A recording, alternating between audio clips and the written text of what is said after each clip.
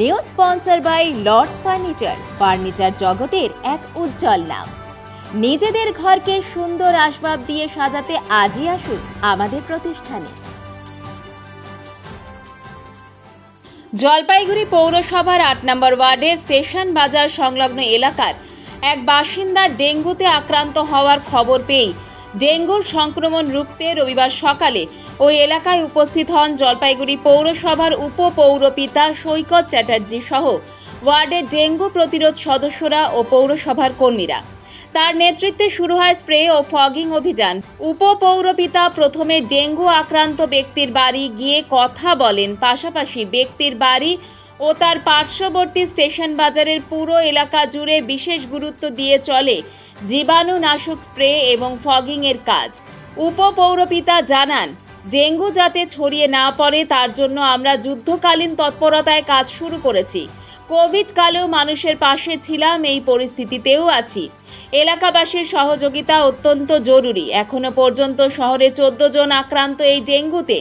Dengue রুখতে সাধারণ মানুষকে আরও সজাগ হতে হবে।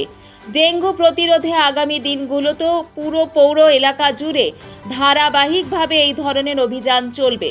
স্থানীয়দের প্রতি অনুরোধ জানানো হয়েছে যেন তারা বাড়ির আশেপাশে জল জমে না থাকতে দেন এবং পরিচ্ছন্নতা বজায় রাখেন। পাশাপাশি এদিনের অভিযানে পৌরসভার স্বাস্থ্য দপ্তরের কর্মীরা, সাফাই কর্মীরা উপস্থিত ছিলেন। এলাকার মানুষ এই উদ্যোগকে সাধুবাদ জানিয়েছেন।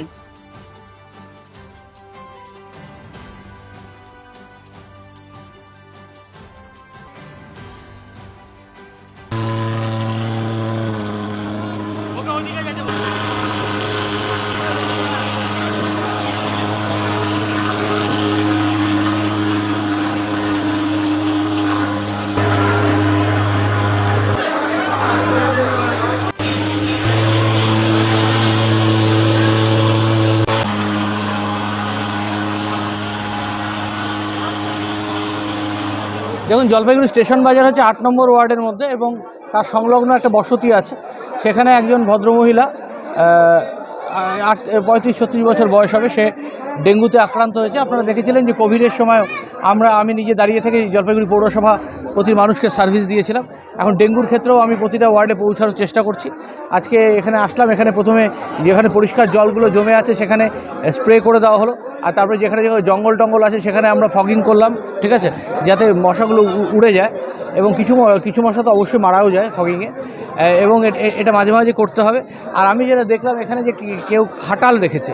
দেখুন, শুয়োর ব্যবসা বা খাটাল রাখা শহরের মধ্যে বেআইনি, এবং এখানে এই সব থেকেই ময়লা জমে, ময়লা থেকে ম্যালেরিয়া হয়, আরও জেনেটিক রোগ হয়, আর পরিষ্কার জল থেকে ডেঙ্গু হয় এডিস মসকুইটো। তাই মানুষকে সজাগ হতে হবে, নিজের এলাকা নিজেকে পরিষ্কার পরিচ্ছন্ন রাখতে হবে।